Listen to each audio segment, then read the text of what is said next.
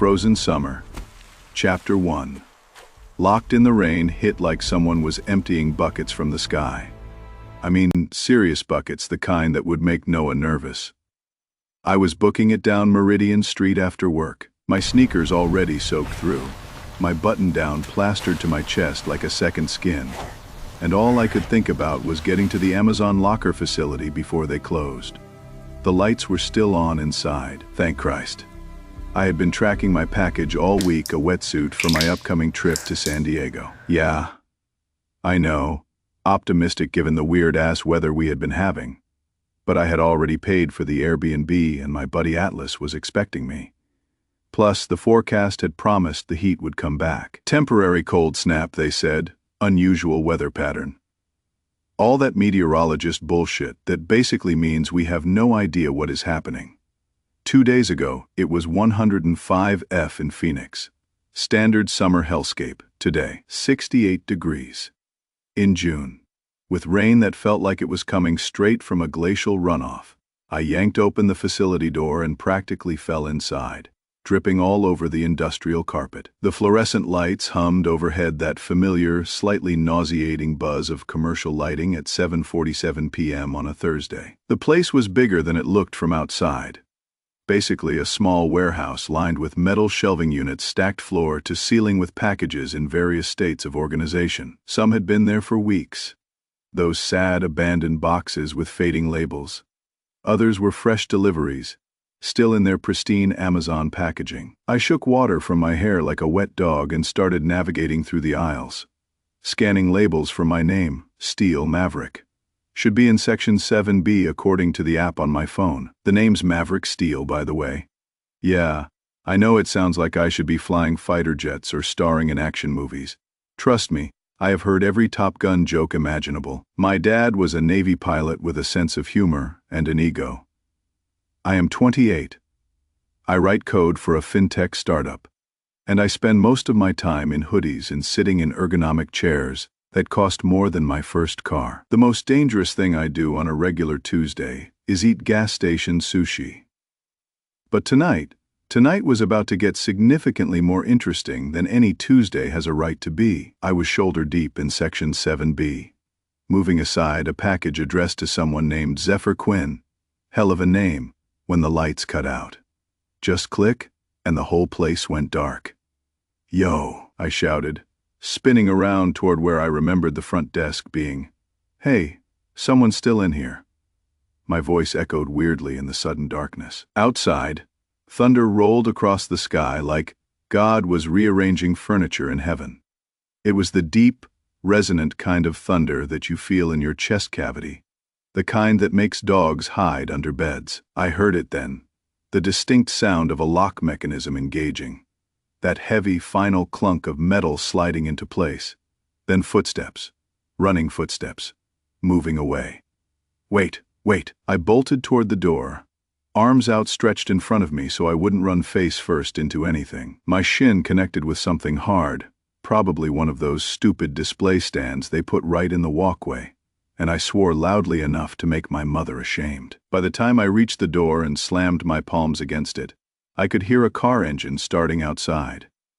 Through the small window at the top of the door, I caught a glimpse of taillights disappearing into the downpour. You have got to be kidding me.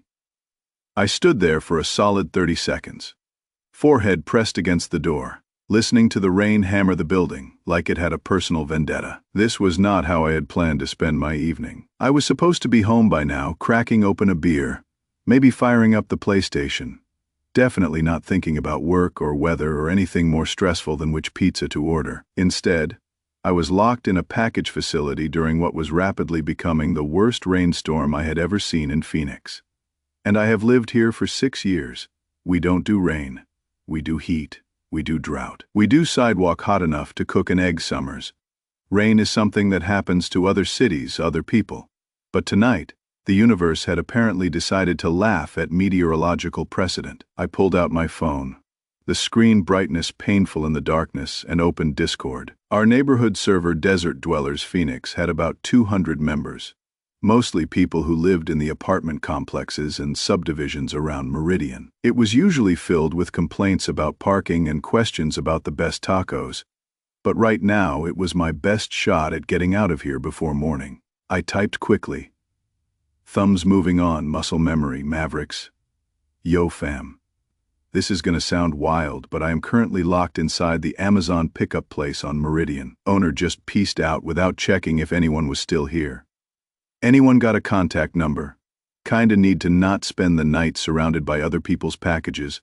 Lull, I hit send and waited. Phone screen illuminating my face in that unflattering upward angle that makes everyone look like they are telling ghost stories around a campfire. 3 little dots appeared almost immediately as someone started typing. Then another set. Then another. At that moment, standing in the dark, slightly damp, definitely annoyed. I had absolutely no idea that I would be trapped in this building for 32 days. I had no idea that the rain outside would turn to something far worse. I had no idea that most of the people in that Discord server, people I would never met in person, people I had only exchanged memes and restaurant recommendations with, would be dead before the month was out. And I definitely had no idea that getting locked in here in this completely random accident would be the only reason I would survive what was coming.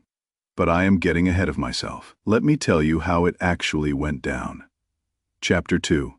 The roast session, the Discord server exploded within seconds. I watched as my message triggered a cascade of notifications, that satisfying little buzz of social media engagement that usually meant someone had posted a particularly spicy meme or asked for pizza recommendations. Phoenix fan, Leonard C. LMU. Phoenix fan, Leonard C. Dude, that is hilarious. Desertros Bashaba. Bro, how do you even manage that Desertros Bashaba?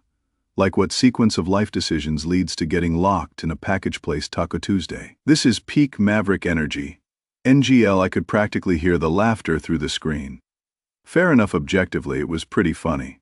Guy gets so focused on his package that he doesn't notice the owner closing up. Classic absent-minded millennial move. I would be laughing too if it wasn't happening to me. I scrolled through the messages as they kept coming. Each one a new variation on LOL Maverick fucked up. The roasting was good-natured though. That is the thing about online communities, sometimes you need people to laugh at your misfortune before they actually help you. Then, finally, something useful. Taco Tuesday. Okay, I am done laughing. Try this number. 602 555 8472. That is the owner. I think I didn't even respond, just immediately tapped the number to call it. The phone rang. Once, twice, 3 times. And then I heard a muffled ringtone coming from somewhere in the building, specifically from the direction of the front desk. I watched. Phone still pressed to my ear as a screen lit up about 20 feet away, casting a pale blue glow across a stack of paperwork and an abandoned coffee mug. The phone was here. Right here in the building, with me. I hung up. The ringtone stopped. The glow disappeared. Oh, you have got to be. I walked over to the front desk, found the phone plugged into a charger behind a stack of shipping labels, and stared at it like it had personally betrayed me. The screen showed my missed call, and the contact name, Mom Mobile. The owner had left his phone here. Of course he had. Why wouldn't he? This night was just getting better and better. I went back to Discord, already anticipating the response I was about to get. Mavericks. Update. The phone is literally right here in front of me. Mavericks. He left it here, Mavericks. I can see it. The response was immediate and merciless. I am actually crying, Desertros 88. This is the funniest thing that has happened all week. Jimrat Faj, my man, really called the owner's phone, and it rang in his face. Valley Girl 23, Maverick taking L's tonight, Tech Bro Mike. F in the chat for our boy Nomadic Nate. F Atlas Wilder. F I couldn't even be mad. It was objectively hilarious. I found myself grinning despite the situation. Typing back, Mavericks, y'all are the worst support group ever, Mavericks. I am having a crisis, and you are posting skull emojis, Phoenix fan, Lean RC. That is what you get for not checking if the owner was still here before getting lost in the package maze Taka Tuesday. Wait, I got another number. This one's from the community board. 48555 3901 Mavericks. My hero, I tried the new number, half expecting it to also ring somewhere in the building because apparently that is just how my luck was going tonight. But it actually connected, rang 3 times, and then went to voicemail. Hey, this is Bodhi. Cannot get to the phone right now, but leave a message and I will hit you back. Peace, Bodhi. That must be the owner. I left a message explaining the situation, trying to sound casual and not at all like someone who was mildly panicking about being trapped in a warehouse, and hung up. When I went back to Discord, the conversation had evolved from roasting me to discussing the weather. Valley Girl 23. Has anyone else noticed how insane this rain is? Valley Girl 23. Like, I have lived in Phoenix for 15 years, and I have never seen rain like this tech bro Mike. It is wild. I opened my window to check it out, and the rain literally felt like ice water tech bro Mike. Stung my face Jimrat J. Bro. Same. I was gonna go for a run and I stepped outside for like 10 seconds and noped right back inside Jimrat J. Perfect excuse to skip cardio too, so I am not complaining. Desertros 88. They are saying on the news, it is some kind of unusual atmospheric pressure system. Desertros 88. Basically, the meteorologists are like, we don't know. I looked up from my phone toward the ceiling. The building had these industrial skylights, thick, reinforced glass panels designed to let in natural light during the day, and I could see the rain hammering against them. Not the usual scattered drops or even the heavy sheets you might see during monsoon season. This was different. This looked like someone was actively dumping water from above, continuous and violent. Lightning flashed, illuminating the entire warehouse for a split second in stark white light. Thunder followed immediately, which meant the storm was directly overhead, and it was loud enough that I felt it in my chest. And then I noticed something else. I was cold. Not just damp clothes cold, not just air conditioning cold, actually properly cold. The kind of cold that makes you want to put on a jacket. In June in Phoenix, Arizona, where cold usually means anything under 80°F. I pulled my hoodie, still damp from the rain, tighter around my body and felt myself shiver. The temperature had definitely dropped since I had gotten here. Maybe the storm was pulling cold air down from somewhere. I didn't really understand weather systems, but it seemed like something was seriously off. My phone buzzed. New message in Discord. Packaging Fei Liang S joined the server. Packaging Fei R. Oh shit, is this the guy who is stuck at my place? Mavericks. That's me, Mavericks. Please tell me you are on your way. Packaging Fei R. Dude, I am so sorry. Packaging Fei R. I just got home and saw my phone was gone and checked the Discord. Packaging Fei R. But I cannot come get you right now, Mavericks. Why not? Packaging Fei R. Have you looked outside? I walked back to the front door and peered through the small window. The rain was coming down so hard I could barely see across the parking lot. The streetlights were just vague orange smudges in the darkness. Water was pooling everywhere, ankle deep at least, and the wind was bending trees at angles that looked structurally unsound. Mavericks. Okay, yeah. That is pretty bad. Packaging Fei R. I cannot even get out of my driveway, man. It is like someone turned on Niagara Falls over Phoenix. Packaging Fei R. But here is what I can do for you. Packaging Fei R. There is a cot in the back office Fei break room area. Packaging Fei R.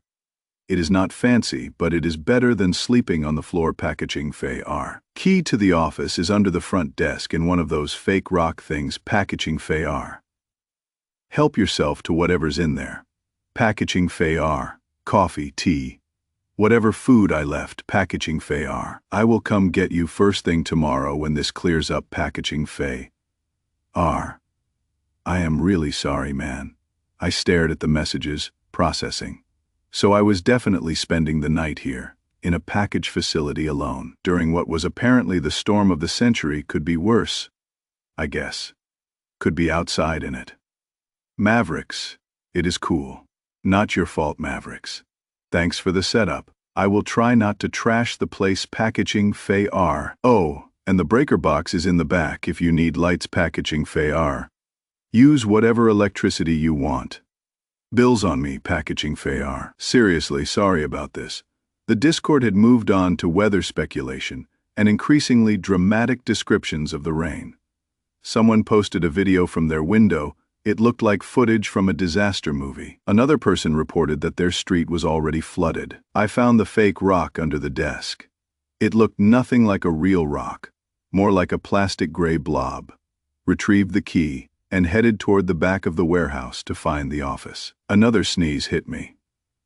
This one hard enough that I had to stop walking. I was definitely getting cold and damp, and probably well on my way to catching whatever cold you catch when you get locked in a building during a freak rainstorm. But hey, at least I had internet and a place to sleep. I found the breaker box and flipped switches until the office area lit up. It was actually pretty nice. Clearly Bodhi spent time here. Small room, maybe 10 times 12. With the cot pushed against one wall, a mini fridge in the corner, a coffee maker on a small table, a microwave, and a bathroom door that presumably led to a toilet and maybe a sink. I am talking a proper office. There was even a poster on the wall, one of those motivational ones that say shit like success is a journey, not a destination, with a picture of a mountain climber. I sat down on the cot, and it was surprisingly comfortable. Not fancy, but clean, with a blanket folded at one end, and even a small pillow. The rain continued its assault on the building. But in here, with the lights on and a door between me and the cold warehouse, it felt almost cozy. I pulled out my phone again and scrolled through Discord. The roasting had evolved into a full-blown conversation about the weather. People sharing videos and theories about what was causing this bizarre storm. Nobody knew. That was the weirdest part. Even the weather services seemed confused. Part 3, Nomadic Nate. I have got another number, 480 555, 3901. Owner didn't pick up earlier though. Mavericks. Damn, thanks man, I tried it. Straight to voicemail, of course. I was about to call Jiu Bai Ishi Yuan Xiaoxian. A new user popped into the server. Packaging Fay R. Oh shit, dude. Just saw this. I literally cannot see past my driveway. Packaging Fay R. There is a cot in the back room though. Office key is under the front desk. Make yourself at home. I will get you out tomorrow. Packaging Fay R. Seriously, sorry man. The Discord started buzzing again. Valley Girl Arshasen. Yeah, this rain is biblical. Tech bro Fay Mike. I opened my window for like 5 seconds and it felt like someone threw ice water in my face. Gym rat Fay J. Perfect excuse to skip leg day though. I glanced up at the industrial skylight. Rain was hammering against it in sheets, like the building was underwater. Lightning strobed the entire warehouse. You know what? Staying put seemed like the smart move. Mavericks, all good man, I will crash here. Stay safe everyone. Packaging, Fay R. Breaker box is in the back. Use whatever you need. Electric bills on me. Lol, I found the office more of a break room. Really? Coffee maker, mini fridge, microwave, a surprisingly comfortable cot with a blanket. There was even a bathroom with a shower stall. Not the worst place to be stranded. I heated up some water in the microwave and found a box of Earl Grey tea bags, sitting there wrapped in the blanket, sipping hot tea while rain battered the windows. I actually felt pretty zen about the whole situation. Then I opened Discord again. Big mistake. Part 4. Aurora Vance Fay 602. Dude, if you get bored, I have got a package there. Stephen King collection. Enjoy the Nightmares Atlas Wilder. LMAO. I have got a package of protein powder. You can make the world's saddest shake. Sarek Knox. I ordered hot sauce samples. Lol. Have fun with that, Phoenix Calder. My tuba's in there, bro. Midnight concert, anyone? I couldn't help but laugh. Leave it to the internet to find humor in everything. Zephyr Quinn. Actually, wait. I have got a down jacket in there. Might be useful. Tech bro Fay Mike. Bro, why would you buy a down jacket in summer? Zephyr Quinn. Buy winter clothes in summer. Buy summer clothes in winter. It is called being financially responsible. Desertros 88. Galaxy Brain Move. Gym rat. Fay J. Low-key though, with this weather. Might actually need it. I rubbed my arms. The temperature had definitely dropped again. My phone's weather app showed 58 in June. In Phoenix. That wasn't right. Mavericks. Appreciate the comedy routine, guys. Keeping me entertained. I set my phone down, pulled the blanket tighter, and dozed off to the sound of rain. Part 5. I was standing in a snowfield in my t-shirt, teeth chattering. A penguin stood in front of me, staring with beady little eyes. "Where am I?" I asked. The penguin looked disgusted, meowed like a cat, then kicked me in the face. Ow! I jolted awake and rolled right off the cot, hitting the floor hard. A calico cat sat there, tail swishing impatiently. My breath came out in visible puffs. Visible puffs inside a building in Phoenix. The cold hit me like a physical force. I scrambled to remember where that down jacket was. According to my mental map of the facility, it should be in Section 7, Rack C. I found it a massive puffy jacket that looked like it could survive an Everest expedition. I nearly cried with relief as I zipped it up. The cat followed me back to the office, immediately curling up in my lap. It was shivering too. The owner must have forgotten about it when he locked up. "Well," I said to the cat, "at least I have got company. Thanks for the wake-up call, even if your method was questionable." The cat, a sleek calico with attitude, just meowed and settled in like it owned the place. Part 6. I checked my phone. The screen lit up with a barrage of emergency alerts. Phoenix Weather Service, the 8th of July, 2024, 9:31 p.m. Severe thunderstorm warning. Rainfall exceeds 2 inches, per HR Phoenix Weather Service. The 8th of July, 2024, 9 to 4:05 p.m. Flash flood warning. Seek higher ground, immediately Phoenix Weather Service. The 8th of July, 2024, 10:21 p.m. Winter storm, warning heavy snow expected. This is not a drill. National Weather Service, the 8th of July, 2024, 10:59 p.m. Urgent. Unexplained temperature drop continues. Shelter in place. Prepare for extended cold weather. My hands went numb just reading them. The timestamp on my phone showed it was 3 a.m. In the span of a few hours, Phoenix had gone from flash floods to blizzards. The temperature readout on my phone, 14 degrees Fahrenheit. "This is bad," I muttered. The cat meowed in agreement. I opened Discord.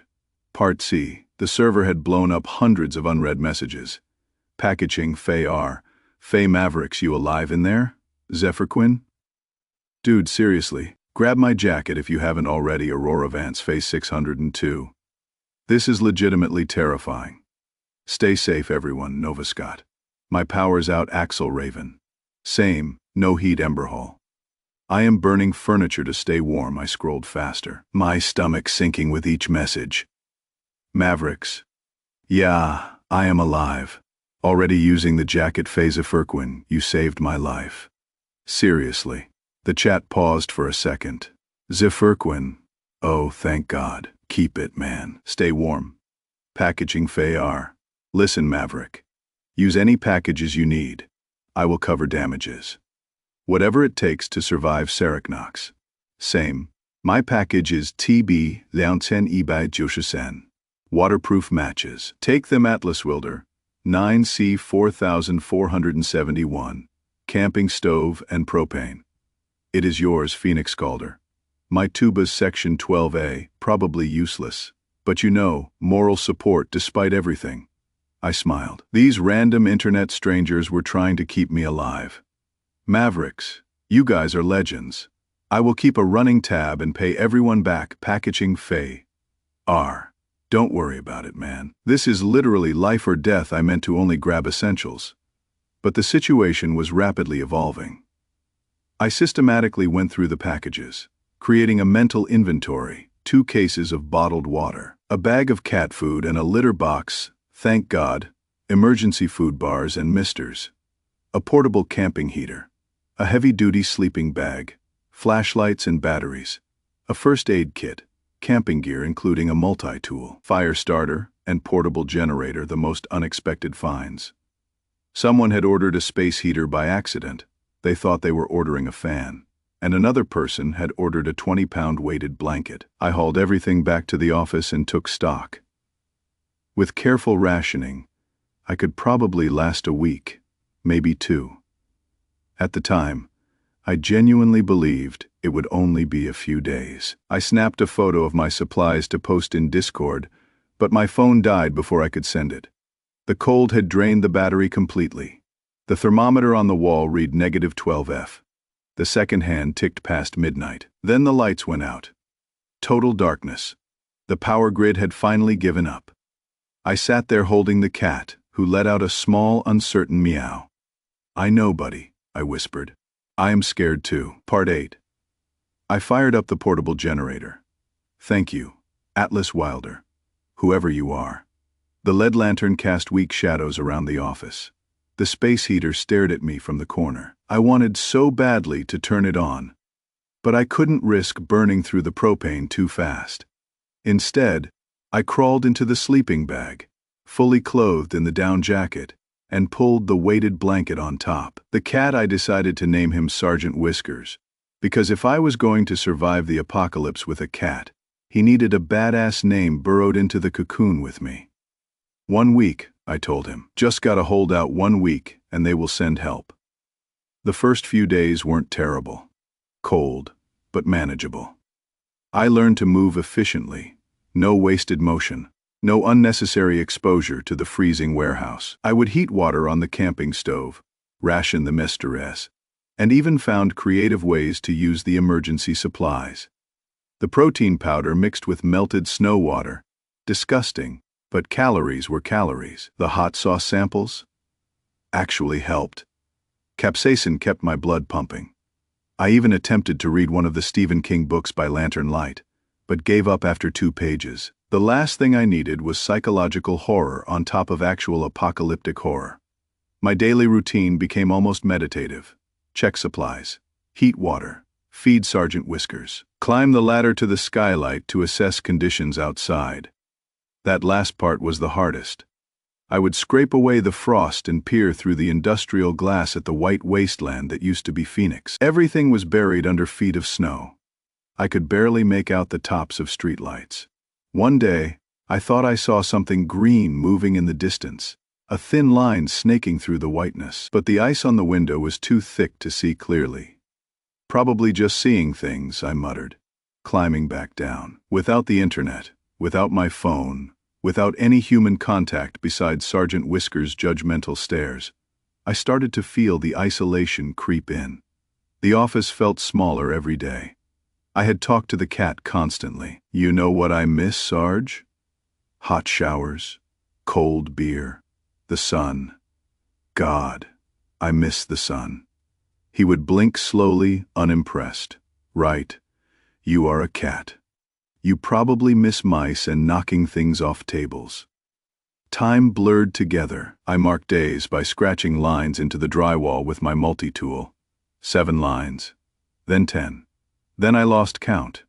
Part 9, I woke up gasping for air, my face so numb I couldn't feel my lips. Sergeant Whiskers was pawing at my face frantically. Okay. I am up." The words came out in stuttering gasps. I could see my breath in thick clouds. Something was seriously wrong. I fumbled for the LED lantern and checked the thermometer. It was shattered. The glass had cracked from extreme temperature, which meant it had dropped below the thermometer's minimum reading, -40F. No. My hands were already going numb. I couldn't afford to wait anymore. I fired up the space heater, watching the generator's battery percentage plummet in real time. But warmth, blessed, beautiful warmth, began radiating through the room. It took an hour before I could feel my fingers again. I sat there, wrapped in every layer I owned, coming to terms with reality. This wasn't going to end in a week. This wasn't going to end in 2 weeks. I was trapped in an apocalyptic ice age with diminishing supplies and no idea when or if help would arrive. The food was running low, the water was nearly gone. I had been melting snow from the gaps around the door, but even that was getting harder to find. I looked at my meager pile of supplies: 3 protein bars, 1 MRE, a handful of beef jerky, and some powdered coffee. Sergeant Whiskers meowed plaintively. I know, buddy. I am hungry too. I opened the last can of cat food and split it between us. He devoured his half in seconds. I ate mine slower, savoring each metallic-tasting bite. Then I made a decision. Sitting here waiting to freeze or starve wasn't an option anymore. I started organizing. The essentials went into the backpack from the camping supplies. Multi-tool, fire starter, water bottle. What little food remained, first aid kit, the flashlight. I sewed a pouch into the inside of the down jacket big enough for Sergeant Whiskers to ride along. There was one package I kept debating, the tuba. It was bulky, impractical, utterly useless for survival. But I had seen the message in Discord. User Phoenix Calder had written, "My tuba's in there, midnight concert, anyone." Something about that stuck with me. The absurdity, the hope, the very human desire to make music even when the world was ending. I grabbed it and strapped it to my pack. I was about to start working on the door when I heard something that made my blood freeze colder than the air around me. Crash. Someone or something had just broken into the facility. Part 10. Yo, check this place out. A voice echoed through the warehouse. Male, young, excited in a way that made my skin crawl. I killed the lantern immediately and pressed myself against the office wall, barely breathing. Think there is good stuff here? Another voice, nasally, nervous. Bro, it is a package place. There is always good stuff. I heard footsteps crunching through what must have been snow that had blown in through the broken entrance. Sergeant Whiskers sensed the danger and stayed absolutely silent in my arms. Yo, where is all the packages? Maybe someone already looted it? Or the owner took everything? Damn it. The footsteps grew louder. They were moving through the warehouse, getting closer to the office. My heart hammered against my ribs, 2 of them. I was weak from weeks of poor nutrition, cold, and minimal movement. No way I could take 2 people in a straight fight. I felt around in the darkness for anything I could use. My fingers closed around the multi-tool specifically. The hammer attachment. Better than nothing. Yo, there is a door here. I held my breath. Probably just a bathroom or the door handle rattled. Then, like a gift from the universe, I remembered someone's package had contained pepper spray. Self-defense kit. Where was it? Where was it? My eyes had adjusted enough to make out shapes there on the shelf. I grabbed it just as the door burst open. The first guy had a flashlight. He swept it across the room and landed on me. I didn't hesitate. I sprayed directly at his face. He screamed and dropped the flashlight, clawing at his eyes. Sergeant Whiskers launched from my arms like a furry missile, claws extended, going straight for the guy's face. The man stumbled backward into his buddy. I used the moment of chaos to grab the multi-tool hammer and swung hard at the second guy, a bald dude with a crowbar. He blocked it, but barely. He swung the crowbar at my head. I ducked, felt it whistle past my ear. Too close. Way too close. The pepper-sprayed guy was on his knees, temporarily blinded, but he was feeling around for something, a weapon. This was bad. This was very bad. The bald guy had me backed against the wall, crowbar raised. He was bigger, stronger, and I was running on fumes. Then Sergeant Whiskers went for him too. This absolute legend of a cat sank his claws into the guy's neck. Bald guy shrieked and loosened his grip on the crowbar for just a second. I kicked him hard in the knee. He went down. The pepper-sprayed guy had found a knife. He was swinging wildly, blind but dangerous. I grabbed the camping stove propane canister and threw it at him. It connected with his head with a satisfying clunk. He went down hard. Bald guy was trying to get back up. I didn't think. I just grabbed the crowbar he had dropped and swung with everything I had left. It connected with his shoulder. He roared in pain and collapsed. Both of them were down. Not dead, I could see them breathing, but definitely out of commission. I stood there, panting, shaking, probably in shock. Sergeant Whiskers trotted over and rubbed against my leg. Like, "See, I told you I was useful." "Good boy." I wheezed. Such a good boy. Part 11. I searched their bags with shaking hands. They had supplies, actual supplies. Water bottles, energy bars, crackers, even a bottle of whiskey. There was also a disturbing amount of jewelry, wallets, and blood on their clothes. These weren't just opportunistic looters. They had killed people. My stomach turned. I took the food and water I needed it to survive, but left everything else untouched. Before I left, I used zip ties from the camping supplies to secure them both. When help arrived, they would have some explaining to do. The entrance they had broken through was wide open. Snow had piled several feet into the warehouse. I stared at the white wasteland beyond. The storm had passed. It was eerily quiet. I adjusted Sergeant Whiskers in his pouch, tightened my pack, and stepped out into the frozen world. The cold hit like a physical wall. Every breath felt like inhaling knives. My exposed skin immediately started to ache, but I couldn't turn back. The snow came up to my chest in places. The looters had carved a rough path getting here, and I used it, pushing forward one painful step at a time. Phoenix, my home, was unrecognizable. Buildings were half buried. Cars were frozen solid, windows blown out. Streetlights stood like skeletal sentinels, and bodies. There were bodies, frozen where they had fallen, buried in snow, some still clutching bags or children or each other. I couldn't stop to process it. If I stopped, I had freeze too. My legs were numb. My face was numb. Everything was numb except the burning in my lungs. I tripped over something and went down hard, instinctively protecting Sergeant Whiskers with my arms. A hand stuck out of the snow. I had tripped over a body. I almost kept walking. Almost. But something made me look. The person was wearing a utility worker's uniform, City of Phoenix Electric. He was frozen solid, but in his hand was a pair of wire cutters. He had died trying to restore power. I knelt in the snow and brushed frost from his name tag, Jet Callahan. Something broke inside me. I didn't know this man, but he had died trying to help people. He deserved more than being buried in snow. Forgotten. I pulled a small American flag patch from my jacket, something that had been on one of the packages, and placed it on his chest. It was all I could do. "Thank you," I whispered. "You were a hero."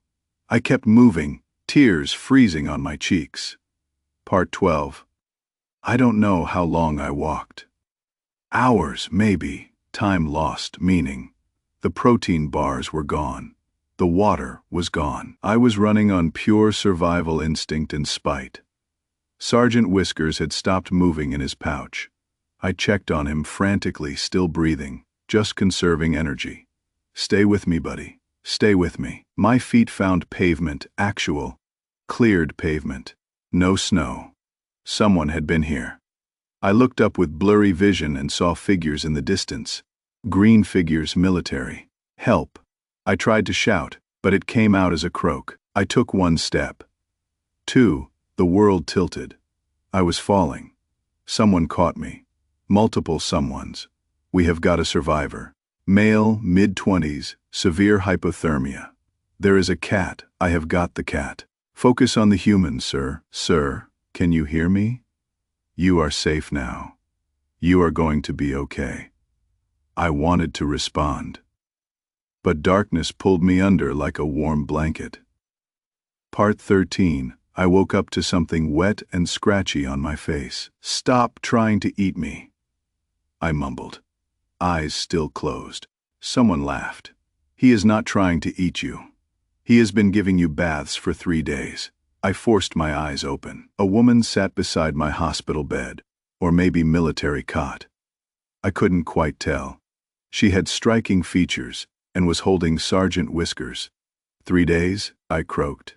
Hypothermia, malnutrition, dehydration, frostbite on your toes. You are lucky to be alive. Where am I? FEMA shelter. Downtown Phoenix Convention Center. Well, what is left of downtown Phoenix? I tried to sit up. Pain shot through my entire body. Did you find them? The package facility? There were 2 guys tied up and waiting for us. You probably saved lives taking them down. They were wanted for multiple murders. I exhaled slowly. Good. The woman scratched Sergeant Whiskers behind the ears. By the way, I am Aurora Vance, and apparently I owe you a thank you. For what? She reached under the bed and pulled out the tuba case. You carried my tuba through a blizzard apocalypse. That is either incredibly stupid or incredibly kind. Why not both? She laughed, a real, genuine laugh that felt like sunlight. I like this guy. Wait, I said, remembering. You are Phoenix Calder. From Discord, guilty. And you are Mavericks, the dude who got locked in the package place. That is me, living my best life. Well, you are alive. That is more than most people can say. Her smile faded. The death toll is, it is bad. Maverick. Really bad. I didn't want to know the numbers. Not yet. You asked for a concert, I said, instead. When you thought you were dying. I did. Pretty dramatic of me. Want that concert now? She considered this. Can you play the tuba? Not even a little bit. Then yes. I absolutely want to hear you try. Part 14, Aurora helped me to a wheelchair. My frostbitten toes weren't ready for walking and wheeled me to a cleared area outside the shelter. The scene was surreal. Hundreds of people were working in organized chaos, clearing snow, setting up supply lines, building temporary housing. Military vehicles rolled past. Helicopters circled overhead, and the sun, the actual, real sun, was shining. It was still cold, maybe 20 degrees, but the temperature was rising. They are saying it will be above freezing in a week, Aurora said. The worst is over. I wasn't sure I believed that, but I nodded anyway. She set up in a cleared space and pulled out her tuba. A small crowd started to gather, people desperate for any normalcy, any sign that humanity was still human. Aurora played. I don't know what the song was called, but it started slow and mournful, like a funeral dirge. Then it shifted gradually, subtly into something else, something hopeful. The melody climbed and swelled, transforming grief into determination. By the time she finished, there wasn't a dry eye in the crowd, including mine. What is that called? I asked. She smiled sadly. I just wrote it. Been working on it since the rescue. I call it Thaw. It is perfect. Over the next few weeks I recovered slowly. The doctors saved my toes, barely. Sergeant Whiskers became the unofficial shelter mascot. I reconnected with other survivors from the Discord server. Zephyr Quinn had survived by barricading himself in his apartment with his winter clothes collection. Atlas Wilder was part of the National Guard unit that had been clearing streets the entire time. Packaging Fei Laowen Xiaoshuo's real name was Bodhi Mercer, had tried to rescue me but collapsed halfway. And I had ended up carrying him to safety, dude. I am so sorry, Bodhi said when he found me. I literally passed out and you had to save me. Hey, you gave me the survival supplies first. We are even. The stories poured in. Some heroic, some tragic, all human. The Discord server had lost about 40% of its members. We held a memorial for them. I volunteered for reconstruction crews as soon as I could walk. There was so much work to do. Phoenix would never be the same, but we would rebuild. Part 15, 6 months later, I stood outside the reopened Amazon locker facility on Meridian Street. New building, same location. Bodhi was hosting a grand reopening. Half the neighborhood showed up. Never thought I would be excited about a package pickup spot, I said. Never thought my business would save someone's life. Bodhi countered. Come on, you are cutting the ribbon. What? No way. Dude, you survived in there for a month. You are a legend. You are cutting the ribbon. So I did. With Sergeant Whiskers in my arms, he insisted on being part of every photo op. Aurora played Thaw on her tuba. People cheered. Kids ran around, just being kids again. Someone asked me to give a speech. I am terrible at speeches. But I tried. 6 months ago, I got locked in a building during the worst disaster in American history. I thought I was going to die. A lot of people did die, people way braver and more deserving of survival than me. But I didn't die. You know why? Because random strangers on the internet told me to take their stuff. Because an owner of a pickup facility said, Use whatever you need. Because a cat kicked me in the face. Because a girl I would never met carried a tuba through hell just to play music. We survived because we are stubborn, resourceful, and weirdly hilarious even when everything's falling apart. That is humanity in a nutshell. So here is to the rebuild. Here is to the helpers. Here is to everyone who chose kindness when they could have chosen cruelty. And here is to Sergeant Whiskers, the best damn apocalypse cat in America. Everyone laughed and applauded. Sergeant Whiskers meowed imperiously, accepting the adulation as his due. Later, Aurora found me sitting on the curb watching the sun set. It was June again, actually warm this time. Not bad for a guy who got locked in a building, she said, sitting beside me. Thanks. I workshopped it with Sergeant Whiskers first. He is a good editor. We sat in comfortable silence. I have been thinking, Aurora said eventually, about starting a memorial for everyone we lost and everyone who kept fighting. I would like that. There is this electrician, Jet Callahan. He died trying to restore power during the blizzard. I want to make sure people know his name. My throat tightened. I found him, out in the snow. Gave him what burial I could. She looked at me with something between sadness and understanding. Then you should be part of this. I am in. The sun dipped below the horizon, beautiful, warm, alive. Sergeant Whiskers climbed into my lap and purred. You know what? I said. I think we are going to be okay. Aurora smiled. Yeah, I think we are. Hundreds of names were etched into black granite, people who died. People who saved others. People who just tried their best. I brought flowers for Jet Callahan. So did Aurora. So did dozens of others who had never met him but knew his story. The Discord server was still active. Now with thousands of members sharing survival stories, rebuilding tips, and the occasional meme about getting locked in buildings.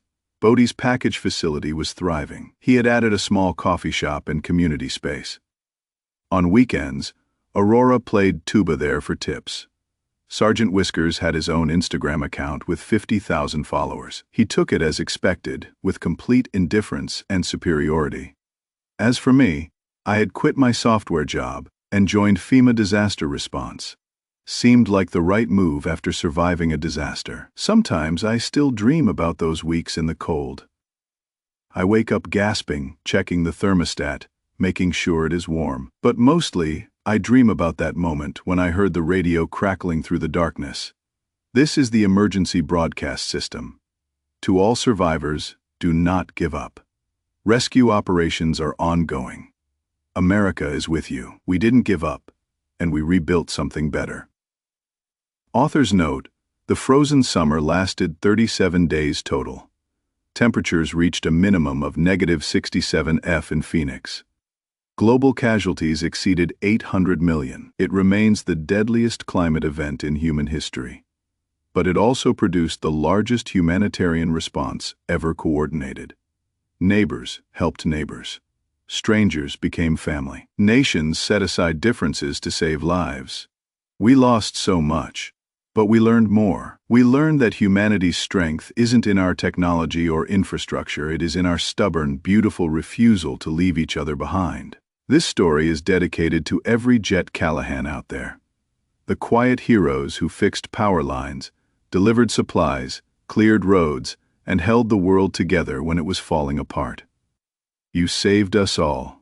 Maverick Steele. Co-author with Aurora Vance, in memory of the frozen summer victims. 2024, in honor of the survivors for Sergeant Whiskers, The Goodest Boy, the End, Chapter 4. The alerts. I don't know what time I fell asleep. Late. Probably after midnight. Lying on the cot, wrapped in the down jacket and weighted blanket, listening to the rain hammer the roof in steady, relentless percussion. It sounded like the building was being pelted with gravel. That hard, that constant sleep came in fits and starts. I would drift off, then jolt awake convinced I had heard something, then drift off again. The kind of anxious half-sleep you get in unfamiliar places. Your brain refusing to fully power down because what if something happens? What if you need to wake up? I dreamed I was standing in a snowfield wearing only a t-shirt and shorts, which was absurd because I don't own shorts. Phoenix is too hot for pants. But somehow, Also the kind of place where shorts feel too casual anyway. In the dream I was freezing, teeth chattering, and there was a penguin standing in front of me. Just a penguin. In the Arizona desert, wearing a tiny bow tie. Where am I? I asked the penguin. The penguin looked at me with an expression of pure disgust, like I was the stupidest human it had ever encountered. And then it meowed. Yes, meowed. Like a cat. And then it kicked me directly in the face. I woke up with a shout, rolling off the cot and hitting the floor hard enough to knock the wind out of myself. My shoulders struck the corner of the mini fridge and pain lanced through my arm. Ow, fuck, what something warm and soft pressed against my leg. I looked down, vision still blurry with sleep, and saw a cat. An actual, real, living cat. Calico pattern orange, black, and white patches, arranged in that random way that makes calicos look like they were designed by committee. Yellow-green eyes stared at me with an expression that somehow managed to be both concerned and judgmental. The cat meowed again. I started to say, and then stopped because when I exhaled, I could see my breath. I could see my fucking breath inside a building. In Phoenix in June. My brain, still foggy with sleep and adrenaline, took a second to catch up. Then everything snapped into focus at once and I scrambled to my feet, or tried to. My legs had gone partially numb from the cold, and I ended up doing this graceless half-crawl toward the temperature gauge on the wall. 38 38 degrees Fahrenheit. I stared at the number, willing it to change, willing my eyes to be reading it wrong, but no. The needle sat firmly between 35 and 40, and as I watched, it ticked down one more degree. 37 F. This cannot be real, I said aloud. My voice came out shaky, partly from cold and partly from the first real spikes of fear starting to work their way through the confusion. The cat meowed again, more insistently this time. And I looked down at it. The poor thing was shivering, its fur puffed up in a futile attempt to retain heat. Where did you even come from? I asked. The cat just stared at me with those yellow-green eyes. Right. Stupid question to ask a cat. Bodhi must have had a cat, a facility cat. Maybe. For pest control and forgotten it was here when he locked up. Or the cat had been hiding somewhere and I just hadn't noticed it until now. Either way, we were in this together now. I looked around the office, trying to assess the situation through the fog of cold and fear and lingering sleep. The space heater was off. I had turned it off before sleeping to conserve the propane. The down jacket was still on me, and I was still cold even with it. I grabbed the weighted blanket from the cot and wrapped it around myself like a cape, then turned the space heater back on. The coils glowed orange-red and I held my hands in front of it, feeling the heat slowly seep back into my fingers. The cat approached the heater too, sitting as close to it as possible without actually touching the hot metal. Smart cat. Okay, I said, more to myself than to the cat. Okay. This is fine. It is just cold. It will warm up. The storm will pass. The cat looked skeptical. I picked up my phone from where I had left it charging via the survival kit's portable battery pack. Thank God for that. The screen lit up showing 6:47 a.m. and a battery at 67% and about 50 notification badges. My stomach dropped even before I opened them. The first was from the Weather Service, then another, and another. A cascade of emergency alerts, each one more urgent than the last. National Weather Service, Phoenix. A's the 8th of July, 2024, 9:31 p.m. Severe thunderstorm. Warning: the National Weather Service has issued a severe thunderstorm warning for Maricopa County until 11:30 p.m. MST. Rainfall rates of 23 inches per hour occurring. Flash flooding is likely. Seek higher ground immediately. Do not drive through flooded areas. This is an extremely dangerous situation. That was from last night. I scrolled down. National Weather Service, Phoenix, A's the 8th of July, 2024, 9:45 p.m. Flash flood. Warning: a flash flood warning has been issued for the Phoenix metropolitan area until 2 a.m. ST. Water levels are rising rapidly. Multiple roads are impassable. This is a life-threatening situation. Seek higher ground immediately. Do not attempt to travel. I kept scrolling. My hands were shaking, and not just from the cold anymore. National Weather Service, Phoenix. A's the 8th of July, 2024, 10:21 p.m. Winter storm warning. This is not a drill. A winter storm warning has been issued for all of Maricopa County until further notice. Heavy snow is now falling. This is an unprecedented weather event. Residents are advised to stay indoors and avoid all travel. Emergency services are delayed due to conditions. Winter storm warning in Phoenix in July. My brain couldn't process it.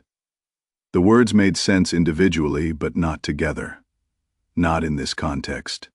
Not in this reality. National Weather Service, Phoenix.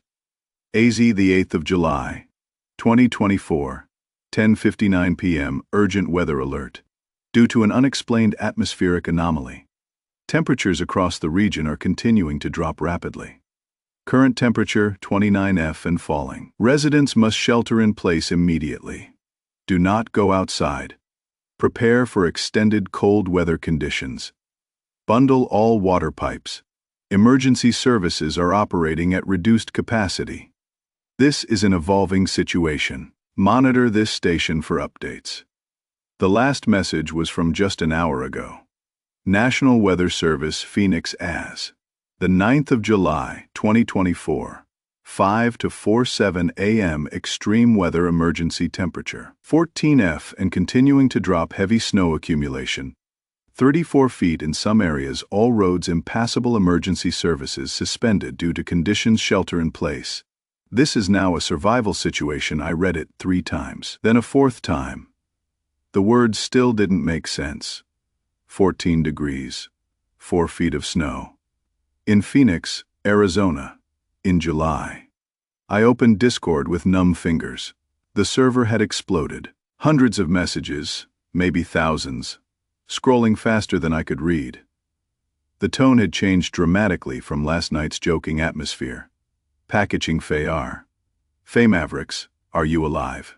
Packaging Fayar, please. Tell me you are alive. Packaging King Fayar. I cannot get to you. I am so sorry. Packaging Fayar. The roads are completely buried. Packaging Fayar.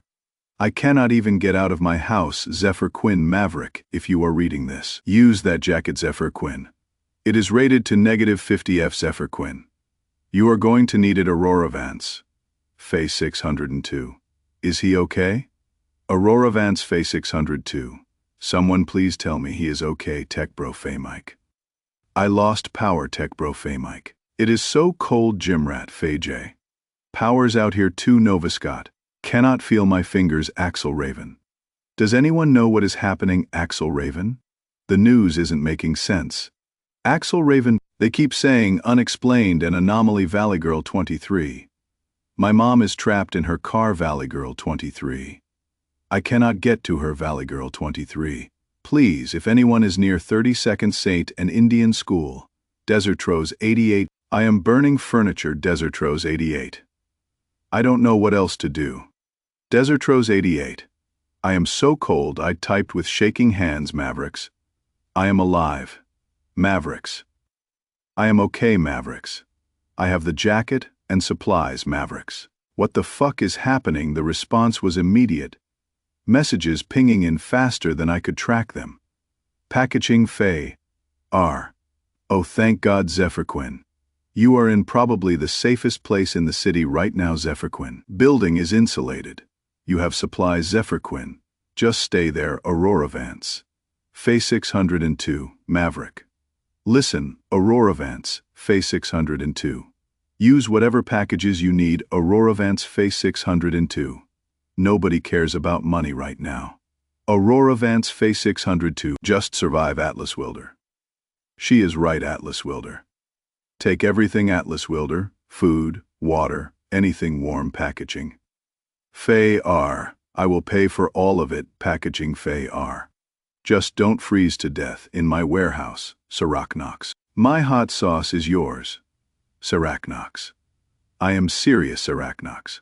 Capsaicin increases blood flow. Sarachnox. It will help keep you warm. Phoenix Calder. Even my tuba. Phoenix Calder.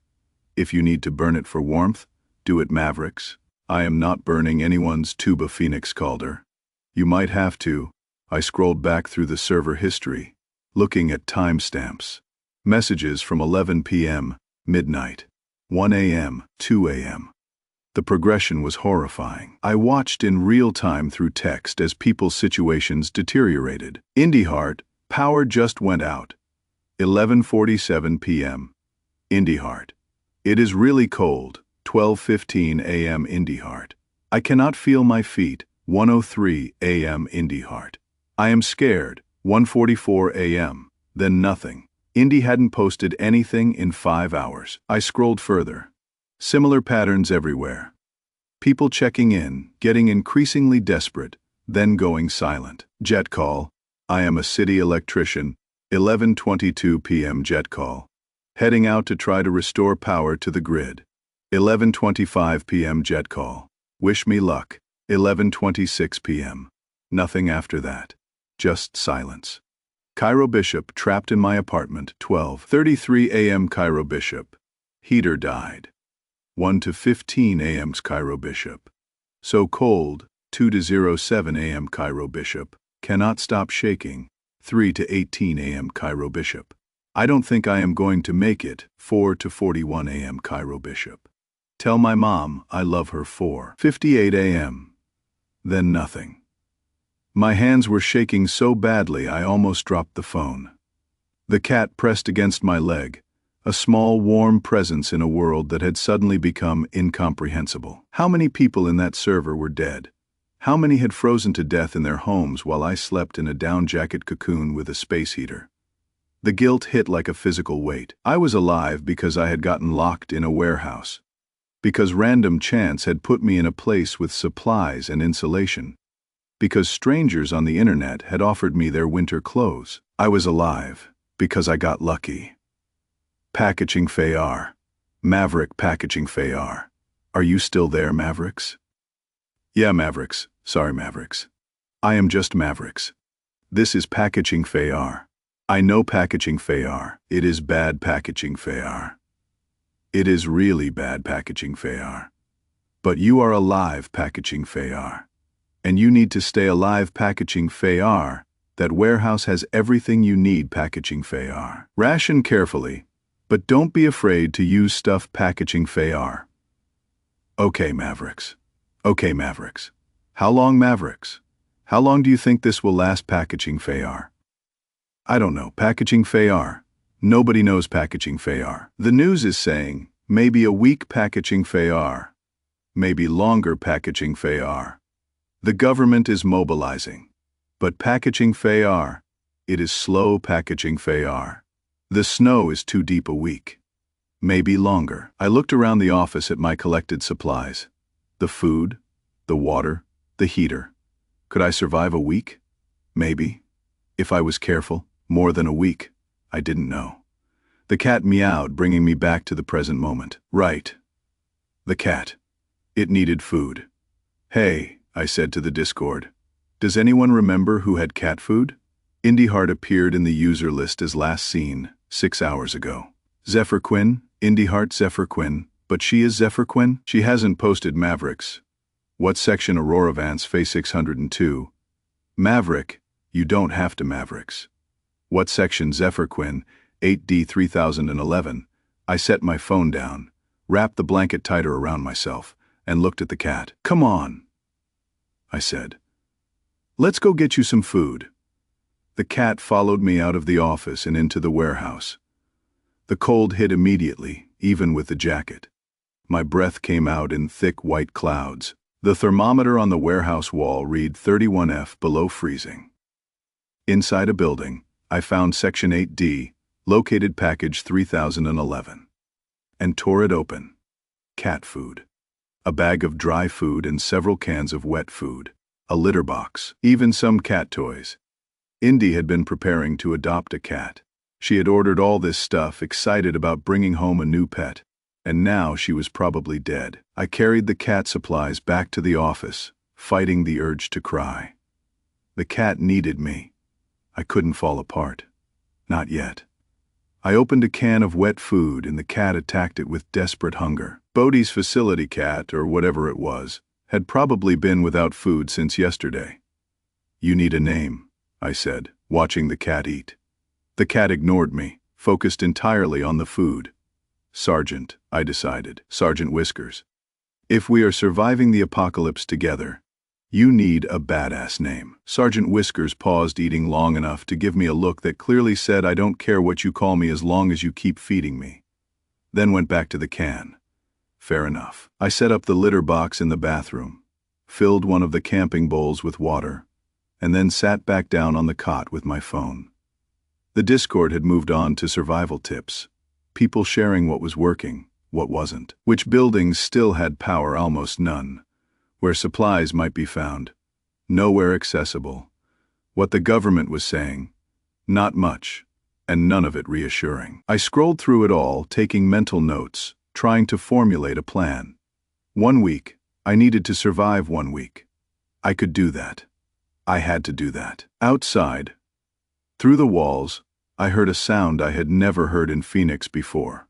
The whistle of wind across snow. It was eerie, almost musical, like the building itself was singing. Sergeant Whiskers finished eating, jumped onto the cot, and curled up on the weighted blanket. Within seconds, he was asleep, purring softly.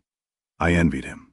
Cats could sleep through anything. I pulled the blanket partially over both of us and tried to think warm thoughts. 1 week, just 1 week.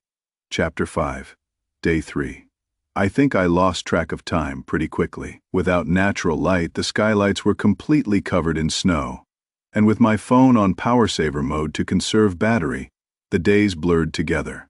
Sleep happened when exhaustion won out over cold and anxiety. Waking happened when Sergeant Whiskers decided I would slept long enough and needed to feed him. But I am pretty sure it was day 3 when I made my first real supply run into the warehouse. The temperature had stabilized, if you could call it that, hovering around 15-20 F inside the building. Cold enough that water left in an open container would freeze overnight. Cold enough that my fingers went numb after a few minutes of exposure. But not cold enough to kill me. Not with the jacket and the heater and careful planning. I had been rationing the propane for the space heater, running it in 30-minute intervals to bring the office temperature up, then turning it off to conserve fuel. During the off periods, I would bundle up in every layer I had: jacket, blanket, with Sergeant Whiskers as a living heating pad pressed against my stomach. The food situation was getting concerning. I had eaten through most of the protein bars and was down to my last MRE chicken and rice, allegedly, though it tasted like cardboard soaked in vague chicken-flavored water. The protein powder mixed with water was technically food, but it was disgusting and made me nauseous on an empty stomach.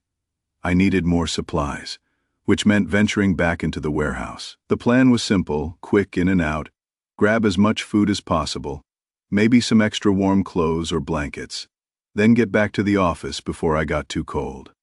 Simple in theory. I pulled up Discord on my phone battery at 38%, now dropping steadily, despite the portable charger, and scrolled through the supply offerings people had made that first night. Most users hadn't posted in days. The last seen timestamps were devastating to look at, but their packages were still here, and I needed them. I made a list: more food, Anion's packages, additional water, Cairo's bottles if I could find them, extra blankets or warm clothes, batteries. For the flashlight, anything that could be used as fuel for the camping stove I dressed, like I was going Arctic exploring. The down jacket, 2 pairs of socks, 1 regular, 1 thick wool from someone's package. The emergency blanket wrapped around my shoulders like a cape, and the hood of the jacket pulled tight. I looked ridiculous. I didn't care. "Stay here," I told Sergeant Whiskers, who was curled in the center of the weighted blanket, looking like a fuzzy cinnamon roll. "Guard the base." He opened one eye, gave me a look that said, "Obviously, I am staying here. It is warm," and went back to sleep. I grabbed the LED flashlight, took a deep breath of the relatively warm office air, and stepped out into the warehouse. The cold was immediate and shocking, even prepared for it. It felt like walking into a wall of ice. My exposed skin, just my face, really started to ache within seconds. My breath came out in huge white plumes that hung in the air. But worse than the cold was the silence. The rain had stopped at some point. I wasn't sure when, and now there was just nothing. No traffic sounds, no distant sirens, no airplanes overhead. Phoenix was a city of 1.7 million people, and it sounded like a tomb. I swept the flashlight beam across the warehouse. The metal shelving cast long shadows. Packages sat covered in a thin layer of frost moisture from the air had condensed and frozen on their surfaces, giving everything a crystalline, otherworldly appearance. I started with the sections closest to the office, working methodically through the shelves. The hardest part was the cold. After about 5 minutes, my fingers started going numb, even inside the gloves. Simone's package, thin cotton gloves, better than nothing but not by much. After 10 minutes, my toes were numb. After 15, I was shivering uncontrollably despite the jacket. But I kept going because stopping meant going back empty-handed. And going back empty-handed meant running out of food.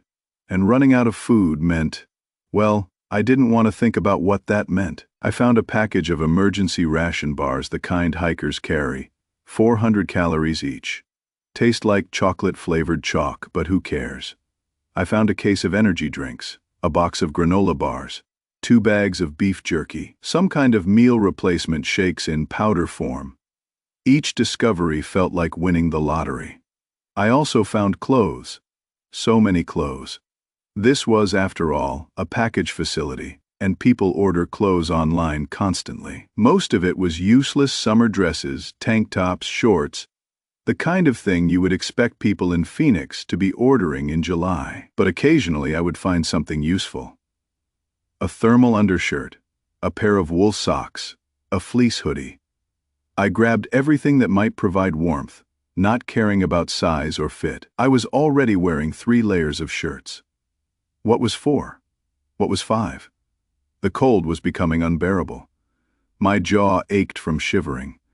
My hands were so numb I could barely grip the flashlight. But I kept pushing, kept searching, because this might be my only chance for a major supply run before things got worse.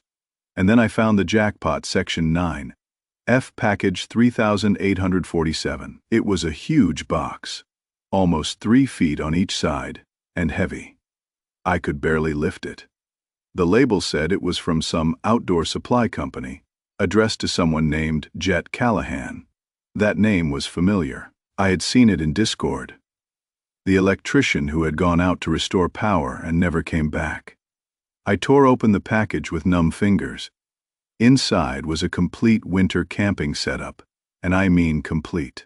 A 4-season sleeping bag rated to -40°F, a portable camping stove with 6 propane canisters, a case of freeze-dried camping meals, 12 meals total water purification tablets, a camping cookware set, fire starting supplies, a camping lantern with batteries, fireproof matches, a folding shovel. This random little musical instrument sitting among all the survival gear, and felt something crack in my chest. Jet Callahan had ordered all this gear for a camping trip he had never take. Maybe he had been planning a solo adventure in the mountains. Maybe he had been excited about it, counting down the days. And now he was dead, probably frozen somewhere out in the snow, and I was looting his packages. "I am sorry," I whispered to the empty warehouse. "Thank you. You are saving my life." I loaded everything I could carry into my arms and stumbled back toward the office. I was so cold, I couldn't feel my legs properly. I bounced off a shelving unit, dropped a propane canister, picked it up with hands that felt like blocks of wood, and kept going. The office door had never looked so good. I fell inside, dropped everything on the floor, and cranked the space heater to maximum.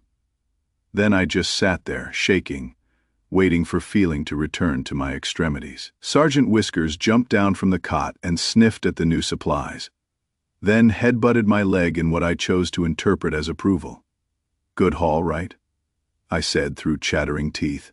"We are not going to starve." He meowed, which I chose to interpret as well done. Human once I could feel my fingers again painful, burning sensation as blood flow returned. I organized the new supplies. The freeze-dried meals were a godsend. Actual food with actual flavor that could be prepared with just hot water. I immediately made one beef stroganoff, allegedly, and it was the best thing I had eaten in days. The sleeping bag was even better. I set it up on the cot, climbed inside with the weighted blanket on top, and for the first time since this whole thing started, I felt genuinely warm. Not freezing warm. Actually warm. Comfortable. Sergeant Whiskers approved of this arrangement too and climbed in with me, purring like a small motorcycle. I pulled out my phone, 28% battery now. Would need to be even more careful, and checked Discord. The server was quieter now. Fewer active users. The people who were still posting were the ones who had found ways to survive. People with fireplaces, people with generators, people who had managed to group together with neighbors. And then there were the desperate messages. The ones that made my stomach hurt. Ilara Winslow. Please. Ilara Winslow. Anyone near 16th and Camelback. Ilara Winslow. My daughter is alone in her apartment. Ilara Winslow. She is not responding. Ilara Winslow. Please, Knoxterling. I am burning books. Knoxterling. Ran out of furniture. Knoxterling. How long does this last? Zariah Monroe. So hungry. Zariah Monroe. So cold. Zariah Monroe. Cannot think straight. Zariah Monroe. Is anyone else still alive? I wanted to respond, to say something helpful or encouraging. But what could I say? I was alive because of dumb luck and other people's packages. I didn't have advice. I didn't have solutions. I did respond to one message though. Packaging Faye R. Maverick, you still with us? Mavericks. Yeah, Mavericks. Found a camping setup. Mavericks. I think I can make it a while longer. Packaging Faye R. Thank God. Packaging Faye R. I was worried. Mavericks. How are you? Packaging Faye R. Cold. Packaging Faye R. But alive. Packaging Faye R. We are burning furniture. Packaging Faye R. My roommates and I barricaded one room and we are all sleeping in there. Packaging Faye R. Body heat is keeping us alive. Mavericks. How long until rescue? Packaging Faye R. They are saying maybe a week. Packaging Faye R. National Guard is mobilizing, but Packaging Faye R. The snow is too deep. Packaging Faye R. They cannot get vehicles through. Packaging Faye R. They are trying to bring in helicopters, but the weather is still unstable. A week. That is what they had said 3 days ago. Mavericks. I can make it a week. Packaging Faye R. Yeah, Mavericks. I think so. Mavericks. I have food and heat and water. Mavericks. I am lucky. Packaging Faye R. You are not lucky. Packaging Faye R. You are resourceful. Packaging Faye R. And you are using your head. Packaging Faye R. That is not luck. Packaging Faye R. That is survival. I didn't feel like a survivor. I felt like an imposter. Someone playing survival while people died around him. But I didn't say that. Mavericks. Same to you, man. Mavericks. Stay alive. Packaging Faye R. You too. Packaging Faye R. See you on the other side. I put my phone away. Set an alarm for 4 hours from now, to conserve battery. I was only checking it periodically, and burrowed deeper into the sleeping bag. Sergeant Whiskers had positioned himself directly on top of my chest, a warm weight pinning me down. His purring was soothing, rhythmic, alive. Outside, the wind howled. Inside, I was warm and fed, and relatively safe. For now, that was enough. Chapter 6. When the temperature dropped below measurable, I woke up to Sergeant Whiskers pawing frantically at my face. Not the usual gentle, feed-me paw. The urgent something is very wrong paw. I tried to speak and couldn't. My jaw was too stiff. When I finally forced my mouth open, my teeth chattered so hard, I thought they might crack. What the cold hit me like a physical force, even inside the sleeping bag. I could see my breath inside the cocoon of warmth I had created. That shouldn't be possible. I forced myself out of the bag, every movement painful, and looked at the thermometer. It was broken. The glass had cracked, and the red liquid inside had retreated to the bottom of the tube, far below the lowest marking of -40 F. That meant it was colder than -40 in Phoenix, in July, inside a building. I couldn't process it. My brain just sort of stopped, refused to accept what my eyes were seeing. Sergeant Whiskers meowed urgently, his whole body puffed up against the cold. Right, couldn't freeze, had to move. My fingers were already going numb, and I had only been out of the sleeping bag for maybe 20 seconds. I scrambled for the space heater, turned it on maximum, and immediately felt guilty about burning through propane. But fuck it. I had freezed to death without it. The heater's coils glowed orange, then red. I held my hands over it, wincing as feeling returned in painful prickles. "Okay," I said aloud, partly to Sergeant Whiskers and partly to myself. Okay, new plan. The space heater alone wasn't going to cut it anymore. I needed more heat, more insulation, more everything. I looked at the camping stove, at the propane canisters, at the packages of paper and cardboard sitting in the warehouse. You could burn cardboard for heat. It wouldn't last long, but it would work in an emergency. And this definitely qualified as an emergency. I pulled on every piece of clothing. I had 3 shirts, 2 pairs of pants, 2 pairs of socks, the gloves, the jacket, everything, and wrapped the emergency blanket around myself like a cape. Then I ventured back into the warehouse. The cold was instantly, brutally, impossibly worse than before. It felt like my face was being cut with razor blades. My eyes watered, and the tears froze on my cheeks. Every breath was painful. The air so cold it burned my lungs. But I kept moving, because stopping meant dying. I needed supplies, more supplies, everything I could carry. I found what I was looking for in Section 11C. Someone had ordered a massive pack of thermal emergency blankets, the kind that look like foil but trap heat. I tore open the package and immediately wrapped 2 of them around myself. Better. Not good, but better. I kept searching, moving as fast as I could manage with numb feet and shaking hands. More food, more fuel, more anything that might keep me alive. I found a package containing a case of hand warmers. Those chemical packets you crack and they heat up. Fucking jackpot. I ripped one open immediately and shoved it inside my glove. The warmth was incredible, almost painful against my frozen fingers.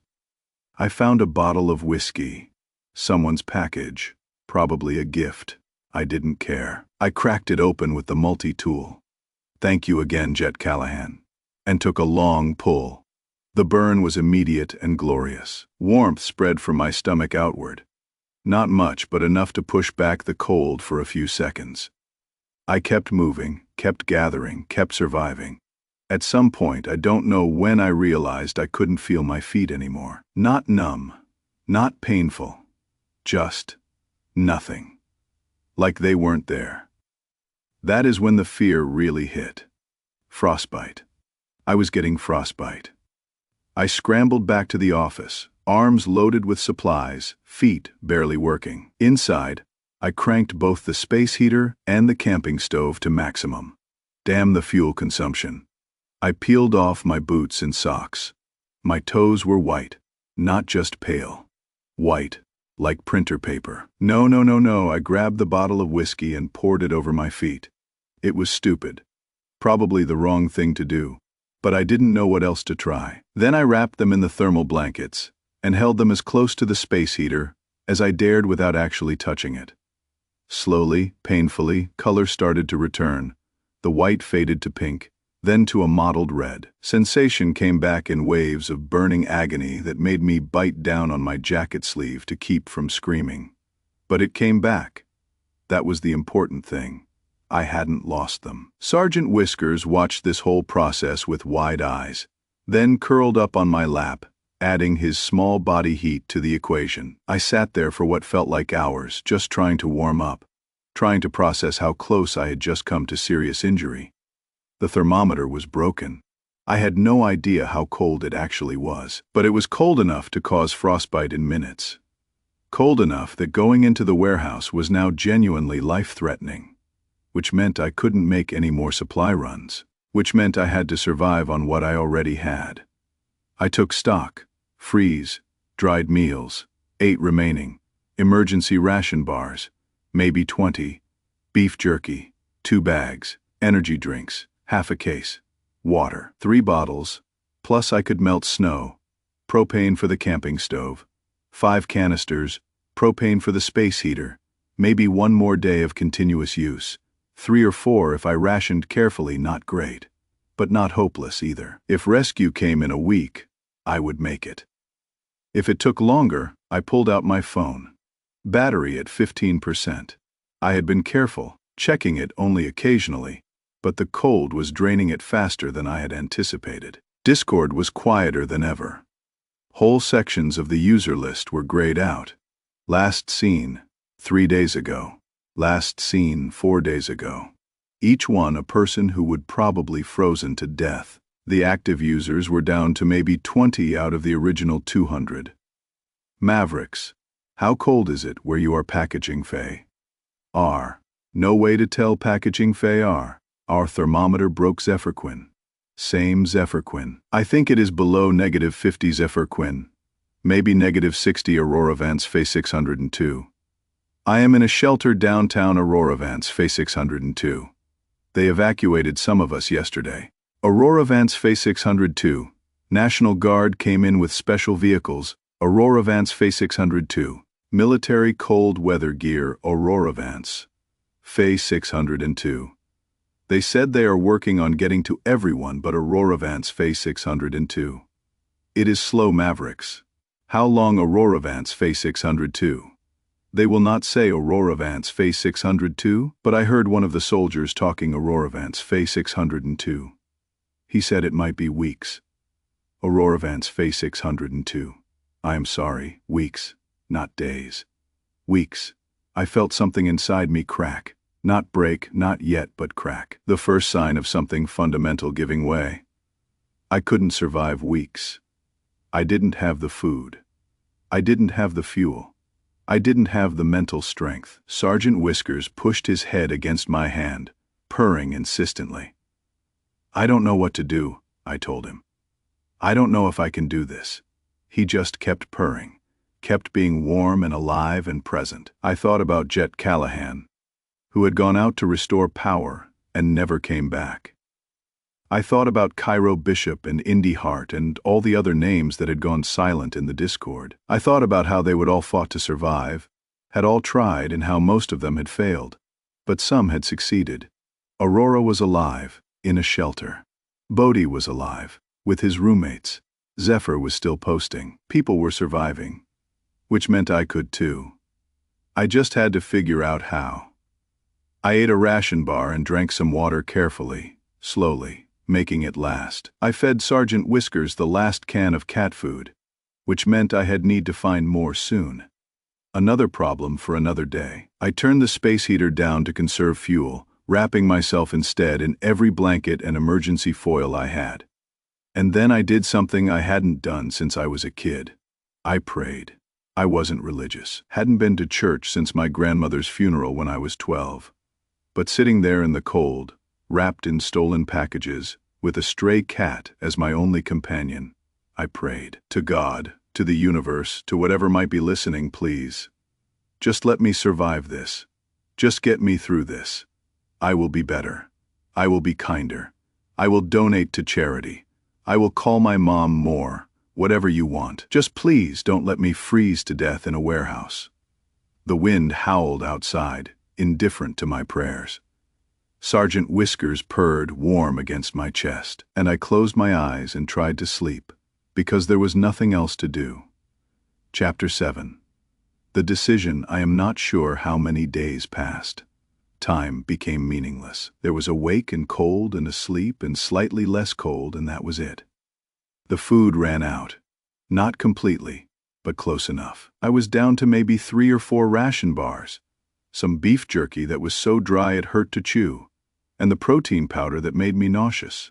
The water was gone. I had been melting snow that had blown in through gaps in the loading dock door, boiling it on the camping stove, and rationing it carefully. But the snow was getting harder to access, and the fuel for the stove was running low. Sergeant Whiskers was eating the freeze-dried meals now. I would give him half eat half myself. It wasn't enough for either of us, but it kept us alive. The cold was constant. I had stopped being able to tell how cold it was. My only metric was, can I function versus too cold to function. I spent most of my time in the sleeping bag with every blanket piled on top, venturing out only to tend the heater or prepare food or use the bathroom. The phone died on day 7-8. The battery just gave out despite the portable charger, killed by the cold. My last glimpse of Discord showed 12 active users out of 200. And then one day, or maybe it was night, I couldn't tell anymore. I had a realization.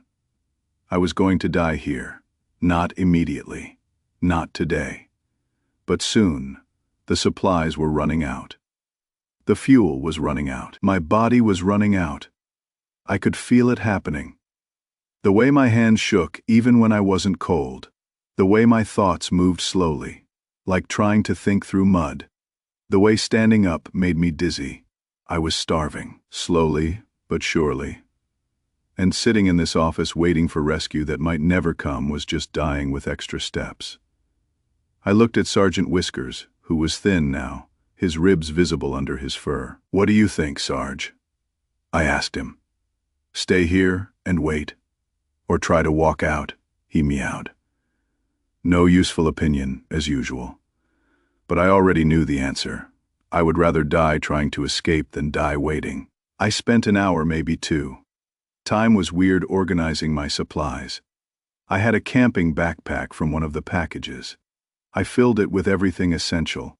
The last 3 ration bars, the beef jerky, a water bottle empty. But I could fill it with snow, the camping stove, and 1 propane canister. Fire starting supplies, the multi-tool first aid kit, extra batteries for the flashlight, as many hand warmers as I could fit. Emergency blankets. I fashioned a carrier for Sergeant Whiskers by cutting a hole in the down jacket and sewing badly with needle and thread from someone's craft supplies packages, a pouch on the inside. He could ride against my chest, kept warm by my body heat. "We are getting out of here," I told him as I tested the carrier. He settled into it immediately, like he had been waiting for this plan all along.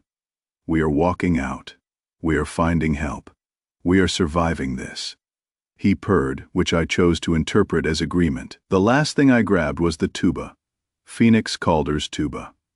It was ridiculous. Impractical, would probably slow me down. But something about leaving it felt wrong, like giving up on the idea that there was still music in the world. Still beauty, still reasons to keep living beyond pure survival. I strapped it to my backpack and it looked absolutely absurd. Perfect. I stood at the office door, looking back at the space that had kept me alive for however long it had been, a week, 2 weeks. The cot with its pile of blankets, the empty food wrappers, the camping stove, all evidence of survival. "Thank you," I said to the room, to Bodhi, to every person whose package had saved my life. "Thank you." Then I opened the door and stepped into the warehouse. The cold was immediate and vicious, but I was as prepared as I could be every layer on. The emergency blankets wrapped around me, hand warmers in my gloves and boots, Sergeant Whiskers purring against my chest. I made my way to the loading dock door, the same one the looters had broken down what felt like a lifetime ago. It was partially blocked by snow, but there was a gap at the top, a narrow passage to the outside world. I climbed up, pushing and pulling, the tuba banging against my back, Sergeant Whiskers making annoyed sounds from his pouch. And then I was outside. The world was white, not snowy white, not fresh fallen powder white, alien white, wrong white. The kind of white that means death. Snow had piled higher than I had imagined, creating massive drifts that buried cars, buildings, streetlights. The street I had walked down 1,000 times was unrecognizable. Everything was smooth and curved and wrong, all hard edges erased by snow, and it was cold. So cold that my first breath felt like inhaling broken glass, so cold that my eyes immediately started watering, and the tears froze on my cheeks. So cold that I understood, deep in my primitive lizard brain, that I was not supposed to be outside, that this environment was designed to kill humans. But I was out. I was doing it. I was escaping. I started walking, or trying to. The snow came up to my waist in some places, to my chest in others. Each step required enormous effort. Push through the snow, lift the leg, push down, repeat, like wading through concrete. My phone was dead, so I couldn't navigate. But I knew generally which direction downtown was. That is where Aurora had said the shelter was. That is where the National Guard was operating from. That is where I needed to go. I just had to walk, one step, then another, then another. Easy, right? Chapter 8. The long walk, the first hour, wasn't too bad. Adrenaline, probably. The excitement of finally doing something after so long being static. My body was moving. My blood was pumping. And the hand warmers in my boots and gloves were doing their job. Sergeant Whiskers stayed quiet in his pouch, occasionally adjusting position, but mostly just being a small, warm presence against my chest. The city was silent. Completely, utterly silent, in a way that cities should never be. No traffic, no voices, no birds. Just the crunch of my boots in snow and the whistle of wind across frozen surfaces. I passed a car, buried except for the very top of its roof. I passed what might have been a bus stop. Now just a smooth mound. I passed what I was pretty sure was a body, frozen solid, half buried in a drift. I didn't stop to investigate, couldn't afford to, had to keep moving. The second hour was harder. The adrenaline was wearing off, and the reality of what I was doing was setting in. My legs were burning with effort. My lungs hurt from breathing the frozen air. The tuba on my back felt like it weighed 100 pounds. But I kept going. One step, then another. The third hour, I started to understand that I might have made a mistake. My fingers were going numb despite the hand warmers. My face was numb, completely numb, like a mask of dead skin. My legs were shaking with exhaustion, and I had no idea how far I would actually traveled. Maybe a mile, maybe less? The snow made distance impossible to judge. I stopped to rest, leaning against what was probably a lamppost buried under 10 feet of snow, and tried to think through my options. Keep going. Maybe reach the shelter. Maybe freeze to death trying. Go back. Maybe make it back to the warehouse. Maybe freeze to death trying. Neither option was good. Sergeant Whiskers meowed, muffled from inside the jacket. "I know, buddy," I said. "I am thinking." And then I saw a thin line of green, far in the distance. Moving. I thought I was hallucinating at first. The cold playing tricks on my brain. But no, it was real. A line of green, snaking through the white wasteland military vehicles had to be. Hope surged through me, giving me a second wind. I pushed away from the lamppost and started moving again. Faster now, pushing toward that green line. Come on, just a little further. I don't know how long I walked toward that green line. It could have been minutes or hours. Time had lost all meaning. There was only the snow, the cold, and the desperate need to reach that line of green before my body gave out entirely. And then, I wasn't walking anymore. I was falling. I had stepped wrong, or the snow had given way beneath me, or my legs had just stopped working. I went down hard, the tuba making a discordant bwapam sound as I landed on it. I tried to get up. Couldn't. My legs wouldn't respond. "No," I said, or tried to say. My mouth wasn't working right. Not here. Not like this. Sergeant Whiskers was crying in his pouch, frightened. "Sorry, buddy," I managed. I tried. The snow was actually kind of comfortable. In a weird way, soft, almost warm, which I knew was a very bad sign. Hypothermia. The body shutting down. Death pulling up a chair. I thought about my grandmother, who had been convinced I would do great things. "Smart boy," she had always said. "You are going to do something important." "Sorry, Grandma," I mumbled into the snow. "I just died in a package facility warehouse apocalypse. Pretty sure that is not important." Sergeant Whiskers was pawing at my face, meowing urgently. And then I heard voices, human voices. Got someone alive? Cannot tell. Check pulse. Hands on me. Multiple hands lifting me. Voices talking rapidly, but I couldn't understand the words. I tried to tell them about Sergeant Whiskers, about the cat in my jacket, but my mouth still wasn't working. And then everything went dark. Chapter 9. Thaw. I woke up to something wet and scratchy on my face. For a moment, I thought I was back in the warehouse, that everything after had been a hypothermia-induced dream. But the surface beneath me was too soft, too warm. I forced my eyes open. A face swam into view, someone young, female, with striking violet-colored hair and a piercing in her eyebrow. "Don't eat me," I mumbled, the words coming out slurred. She laughed, bright and surprised. "He talks. Guys, he talks." Other faces appeared above me. Concerned faces in military uniforms, medical personnel, and Sergeant Whiskers, sitting on my chest, looking extremely put out by the whole situation. "You have got a cat," eyebrow-piercing said, "like inside your jacket. We found him when we were cutting away your clothes. Little dude was very insistent that we not hurt you." "Smy cat," I managed. "Sergeant Whiskers. That is an excellent name. Where?" "FEMA shelter. Phoenix Convention Center." "Well, what is left of it?" "You collapsed about half a mile from the perimeter. National Guard patrol found you." She grinned. "You are lucky. Another hour, and you would have been a popsicle." "Lucky." "Yeah. That was one word for it." "How long?" I tried to sit up and immediately regretted it. Pain shot through every part of my body and I gasped. "Whoa, easy." She pressed me back down gently. "You have been out for 3 days. Severe hypothermia, malnutrition, dehydration, frostbite on your toes and fingers. You are going to lose a couple toenails. Sorry about that. Plus general exhaustion. Your body basically shut down. 3 days. I had been unconscious for 3 days."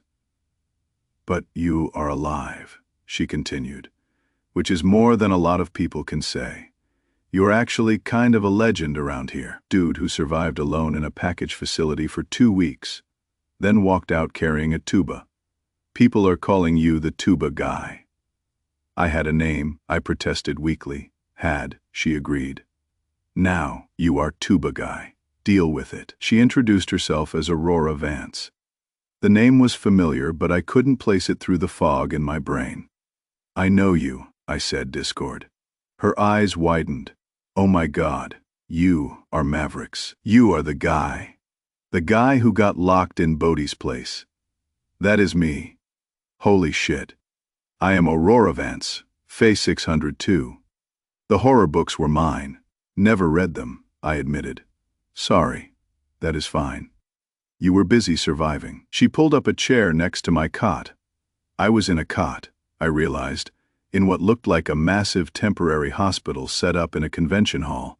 Hundreds of cots stretched in rows, most occupied. How did you make it? 2 weeks alone." "Other people's packages," I said. "Everyone in Discord offered their stuff. I just took it, used it. Zephyr Quinn's jacket, Jet Callahan's camping gear, your horror books for moral support." Even though I didn't actually read them, my voice cracked. "A lot of people died so I could have those packages." Aurora's expression softened. "They didn't die for you. They died in the same disaster you almost died in. You just got lucky with where you were when it hit. That is not your fault. Feels like it. I know. But it is not." She stayed with me while I drifted in and out of consciousness, waking up. She brought me food, real food, hot soup, that was probably from military rations but tasted like heaven, and helped me eat when my hands shook too much to hold the spoon. "What happened?" I asked at one point. "The storm, the cold. What caused it? No one really knows. The scientists are calling it an atmospheric anomaly. Basically, something about the jet stream collapsed and pulled Arctic air down. Like Alabama the Arctic air. It hit fast and hard and didn't stop for 3 weeks. 3 weeks? Yeah. It has been 3.5 weeks total since this started. The temperature finally started rising about 4 days ago. It is up to 20 F now. which feels practically tropical compared to what it was. 20 degrees above zero. Tropical, we would really reset our standards for comfort. How many? I couldn't finish the question. Aurora understood anyway. In Phoenix, they are saying maybe 400,000 dead. Nationally, it is in the millions. Globally, she shook her head. It is bad. Maverick, really bad. This is like end of the world as we knew it level bad. 400,000 people. In Phoenix, alone. Just gone. I thought about the Discord server, about Cairo Bishop and Indy Hart and Jet Callahan, and all the others who had gone silent. I thought about how close I would come to being just another number in that total. But people are rebuilding, Aurora continued. That is what humans do. We survive and we rebuild. You should see the shelter people organizing, helping each other, sharing resources. It is chaos, but it is beautiful chaos. We are figuring it out. Over the next few days, I slowly recovered. Physically, at least. The doctor said I would make a full recovery, -2 toenails and some gnarly scars from frostbite. Mentally, that was going to take longer. I met other survivors from the Discord server. Bodhi came to visit. He had lost his roommates, but made it to the shelter. Zephyr Quinn turned out to be a tiny woman in her 50s who had survived by living in her closet with her cat and burning her book collection for warmth. Atlas Wilder was actually in the National Guard unit that had been clearing roads the entire time. Everyone had stories. Everyone had survived impossible situations through a combination of luck, resourcefulness, and the help of strangers. And everyone wanted to hear about the package facility survival. You became kind of a legend, Bodhi told me one day. Someone posted on what is left of the internet about the guy who got locked in my facility and survived on other people's packages. It went viral, or as viral as things go when most of the internet is down. People needed hope. You gave them hope. I just didn't want to freeze to death. Yeah, but you did it with style. You walked out carrying a tuba, man. A tuba. About that. 1 week after I woke up, Aurora found me in the cafeteria area, pecking at some kind of grain-based meal that claimed to be oatmeal. So, she said, sliding into the seat across from me. About my tuba. I saved it, I said quickly. It is here. They have it with my stuff. I know. I already got it back. She smiled. I just wanted to say thank you for carrying it out. You didn't have to do that. It was impractical and heavy and probably slowed you down. But you did it anyway. Seemed important, I said. Music, beauty, reasons to keep living. All that, she agreed. We sat in comfortable silence for a moment. You asked me once, she said finally, in Discord. Before everything went dark, you asked if I would play for you, if we made it out. You don't have to, I want to. That afternoon, Aurora set up in a cleared area outside the shelter. The sun was shining actual sunshine, warm and bright, and while it was still cold 28°F, positively balmy, you could feel the world waking up. A crowd gathered.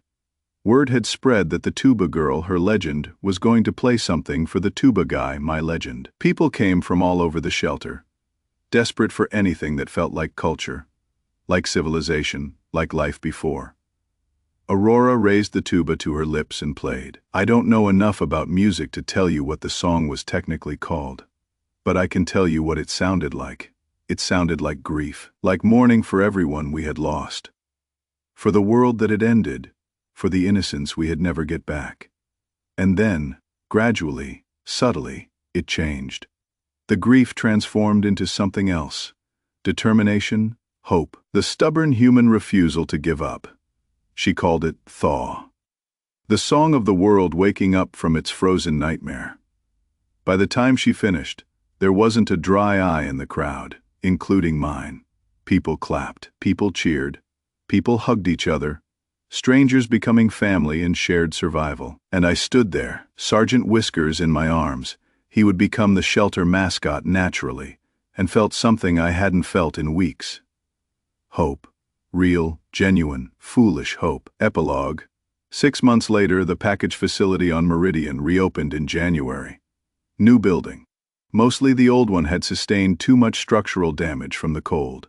But same location, same Bodhi running it, same purpose. Half the neighborhood showed up for the grand opening. People who had survived, people who had lost everyone, people who had been rescued from impossible situations, all gathering to celebrate something as mundane as a package pickup facility. Because it wasn't mundane, not to us. That facility and the packages inside it had saved my life. And in a way had saved all of us by giving us a story of hope when we desperately needed one. Speech, someone called out. Tuba guy, give us a speech. I hate public speaking. Always have. But I walked up to the microphone Bodhi had set up and looked at the crowd of familiar faces. 6 months ago, I started. I got locked in a building. I thought I was having the worst night of my life. Turns out, it was the night that saved my life. People nodded. They understood. I survived because of random chance. Because strangers on the internet said, "Hey, use my stuff." Because a guy named Zephyr Quinn bought a winter jacket in the middle of summer. Because Jet Callahan ordered camping gear for a trip he never got to take. My voice cracked a little. Because people chose kindness when they could have chosen anything else. I saw Zephyr in the crowd, wiping her eyes. Saw Bodhi nodding. Saw Aurora standing next to her tuba, smiling. A lot of people didn't make it. 400,000 in Phoenix alone. People we knew, people we loved, people we never got to meet. And I don't know why I survived when they didn't. I probably don't deserve to be here more than they did. But I am here. We are all here. And we owe it to everyone we lost to build something better, to be kinder, to help more, to remember that we are all in this together. I held up Sergeant Whiskers, who meowed imperiously at the crowd. This is Sergeant Whiskers. He kicked me in the face when I was about to freeze to death, which is probably the most important thing anyone has ever done for me. He is a good cat. Be more like Sergeant Whiskers. People laughed, which was the point. So here is to the rebuild. Here is to Bodhi's new facility. Here is to everyone who chose to help instead of hurt, to give instead of take, to survive instead of surrender. And here is to Sergeant Whiskers, the best damn apocalypse survival cat in America. The crowd cheered and clapped. Sergeant Whiskers accepted the adulation as his due, because of course he did. Later, after the ceremony, Aurora and I sat on the curb watching the sun set. It was June again. Actually summer this time. Actually warm.